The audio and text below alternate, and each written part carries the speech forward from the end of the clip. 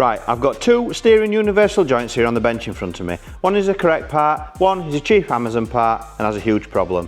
And the reason I've got them both here today is because this car came back to us 3 days after the customer did this job himself, and the steering wheel was sitting nearly 45 degrees off centre.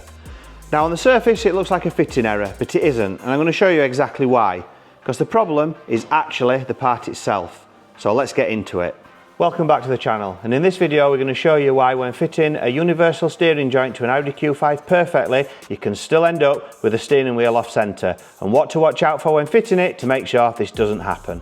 Right, if you find this video helpful, hit the like button, subscribe to the channel, and don't forget to hit the bell so you don't miss any of our videos going forward.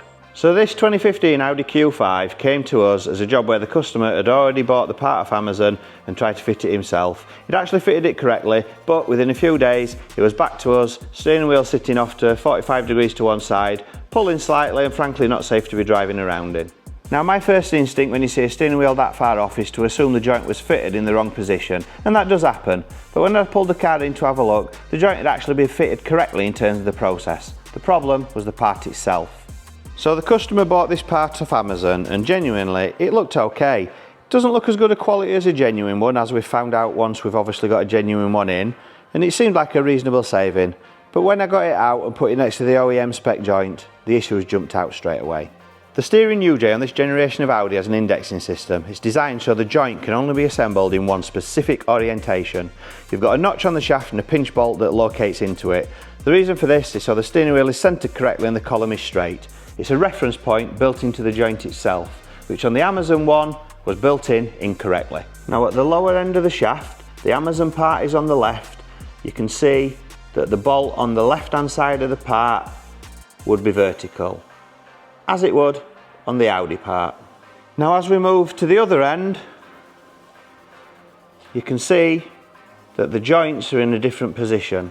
They've been indexed incorrectly on the Amazon part on the right, and on the genuine part on the left, it's obviously indexed correctly. You've not done anything wrong if you fit the Amazon part, it's the part itself that is made wrong. And that's the dangerous bit, because if you don't know to look for this, you'll fit it, take your car for a test drive, and assume you've made a mistake somewhere. Some people will try to correct it by adjusting the column, some people will try the alignment, but honestly, you're going to make it worse and potentially cause other problems like snapping the clock spring if the steering wheel turns too far, and then you've even got a more expensive problem to deal with. Can you see it? The difference right there? That's the entire reason this car came back with the steering wheel off. Not the mechanic, not the process, it was purely the part. And the Amazon part, if I can do this with one hand, is an extendable part, and you can see there is actually play in the joint. So this is actually going to feel terrible when you're driving anyway, and more than likely fail an MOT. But the part itself is pretty much poor quality. The metal, if you can see it in there, is quite thin at the top of the joint, and I would actually call safety issues on this part. Obviously been off Amazon, I'm fairly sure that it won't have any approvals as such, and it will just be a cheap Chinese part that is made incorrectly and potentially isn't safe. Now you may think, steering wheel slightly off centre, is it that big a deal? Does it really matter? And the answer is, it really does, and I'll tell you why. Firstly, the obvious one, your steering wheel isn't centred. And while people like me that has a little bit of OCD on things like that, drives me crazy if the steering wheel is not perfectly centred when driving in a straight line. Not only that, your steering angle sensor isn't calibrated, so you can get some of the modern cars fighting your steering inputs because it thinks the steering wheel isn't straight when it is, and vice versa. That in itself is a safety issue. Second issue is, apart from having warning lights on and calibration issues, the part itself has play in it when it's brand new before it's even being fitted. Therefore it's going to fail the next MOT anyway, so it's not really any good to be on the car. And thirdly, if something isn't right, it just isn't right, and it needs to be put right. That's the job. So let's get the car up in the air and we'll get the new part from Audi fitted on and put this car back right. So for this one, we've actually got the car up on a jack with an axle stand under there just in case the jack fails, because we need to access inside the footwell, and we also need to access under the vehicle to connect both ends of the new part. And if we have it on the 2-post lift that we have in our workshop, we wouldn't be able to get the door open and get into the footwell to do the connection. So we can see the end of the steering column here, where we need to connect it at the top. And what we've actually done, the steering wheel has been locked off in the position before we took the old one off.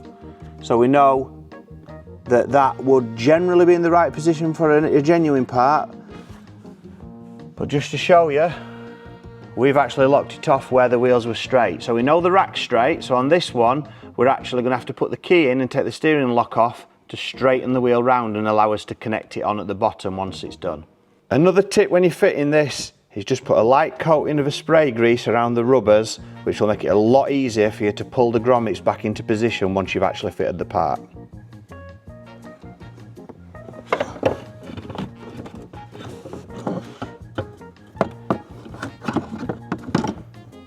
So here is where the steering wheel was, driving straight forward with the incorrectly made part fitted, the Amazon Cheap Special. So what we're going to do now is we need to relock the steering wheel off straight, which will allow us to fit the part.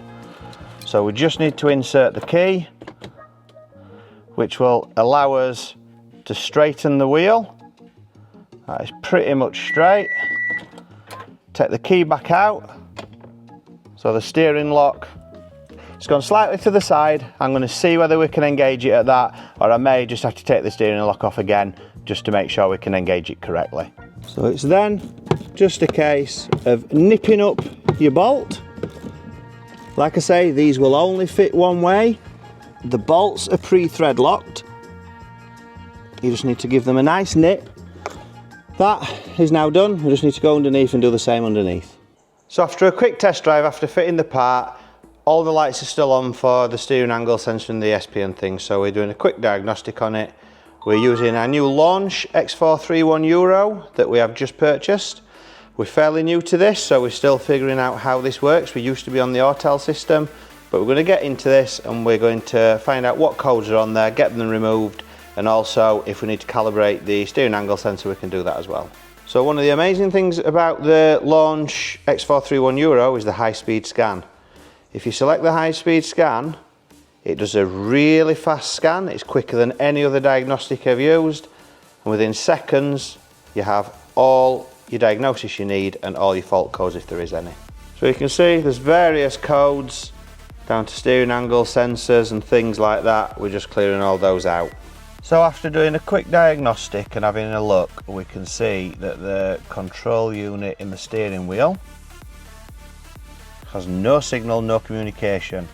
Now I'm fairly sure that on this one, when my customer has fitted the incorrect indexed column joint, that because obviously with the steering lock on he wouldn't have been able to fit it, he's taken the steering lock off and turned the steering wheel, got it out of sync, and I believe that the clock spring inside the steering wheel is snapped. We have lost the buttons. So the buttons on the steering wheel, I'll just lift the diag up to show you, the buttons on the steering wheel to control radio and things like that have all stopped working, and the horn does work, which threw me off a little bit. But I'm pretty sure we're going to have to put a clock spring in this, and then we will be able to calibrate the steering angle sensor, do an alignment and get it back to exactly how it should be. But the lesson here today, guys, is that if you get a cheap, incorrectly indexed universal joint for these, and you're not fully experienced in what you're doing, you have potential to cause more damage, which is going to cost more money. So just to recap what we found today, the issue wasn't the fitting, it wasn't the process, it was purely the part. The cheap Amazon universal joint that had the indexing notch manufactured in the wrong position, completely unfixable without changing the part to one that's made correctly. The customer's done this job himself trying to save money. He's now wasted the money on the part. He's now had to pay me to get the correct part and fit it. And also, he's caused further damage, potentially snapping the clock spring. We've got no communication to the steering wheel module, so that's something we're going to have to investigate tomorrow when we do the alignment. And that brings us to the debate. Right, team OEM only, team quality aftermarket, or team Amazon and learn the hard way.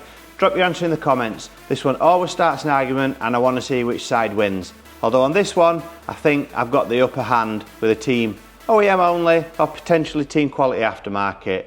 There's reputable aftermarket brands that make parts for OEM specs and you're not paying main dealer prices, but for steering components, it's not worth the risk. Don't cut corners. You don't want to be finding out the part's wrong or poor quality while you're driving. If this video has helped you understand why your steering might be off after a UDA replacement, or helped you avoid buying the wrong part in the first place, don't forget to hit the like button and subscribe to the channel. It really helps us keep making these videos. And remember, if you're trying to save money on your car maintenance, there's always a way, you just have to find it. And hopefully, this video has helped you do exactly that. Don't forget to like, don't forget to subscribe, hit the bell button so you don't miss the next video. And we'll see you on the next one.